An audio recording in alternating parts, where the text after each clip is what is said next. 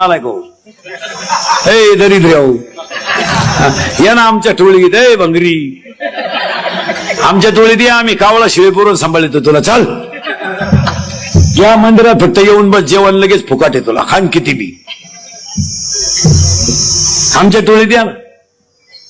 हो बरं आता पुरी मिळायचे दिवस नाही राहिले हा कावळा शिळे पोत आमच्या टोळीत या फक्त देवळा जाऊन बसा जेवला हरिपाठी येऊ नाही तर हो आणि आता प्रत्येक गावाला एक रोग आलाय ए नीट बस आहे प्रत्येक गावात एक रोग आलाय आता या 2-4 महिन्यापासून लय वालाय तो रोग मी कोणत्या गावात गेलो लोक मला म्हणतात महाराज पुरीला थोडं बोलाव का पुरी पळून जाणे एक लय रोग उठलाय आता सध्या गेली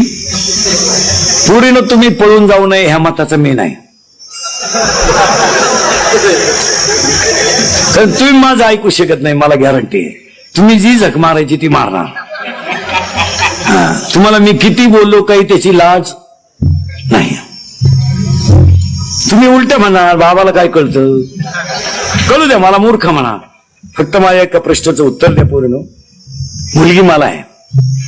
मुलगी तुम्हाला आहे मुलगा मला आहे शेतकरी वर्ग नीट आहे का फक्त पोरीनं माझ्या एक प्रश्नाचं उत्तर द्या आता तुम्ही प्रेम करू नये हे आम्ही सांगण्यात मजा नाही तुम्ही त्याच्या बाबतीत सगळं सोडून दिलं आता तुम्ही बापाला घाबरते नाही तर बाबाचा काय विषय तुमच्या पुढे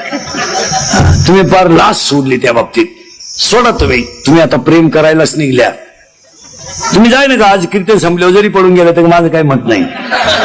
कारण तुम्ही आमचं ऐकू शकत नाही तुम्ही शहाण्यात झाल्या तेवढ्या तुम्ही उलट म्हणाल बाबाला काय कळत ती अडपट त्याला ज्ञानेश्वरी गाथा कळत त्याला का प्रेम कळत का तुम्ही मलाही नाव ठेवा फक्त पूर्ण एका प्रश्नाचं उत्तर द्या तुमचा बाप तुम्हाला कशात कमी पडला होता तर तुम्ही एवढ्या आयुष्यात त्याची बर्बादी करून टाकली एवढं उत्तर द्या फक्त बस तुमचा हा ईश्वरासारखा बाप तुम्हाला कशात कमी पडला होता की तुम्ही त्याला पावण्यात किंमत ठेवली नाही का समाजात मान ठेवला नाही फक्त एवढं सांगा अरे तुमचा तुमचा जन्म झाला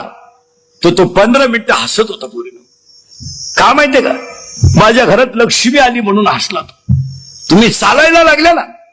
तर तुमच्या पायातली घुंगरं वाजली तर तुम्हाला बोटाला धरून चालायला शिकत होता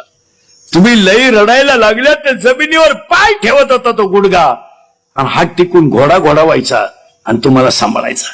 त्यानं बायकोच्या गळ्यातले दागिने मोडले बनियन म्हणालं तर त्यानं पलटी करून घातलंय एवढा 4 वर्ष दुष्काळाने पिडून गेलेल्या शेतकऱ्यानं तुम्हाला उपाशी ठेवलाय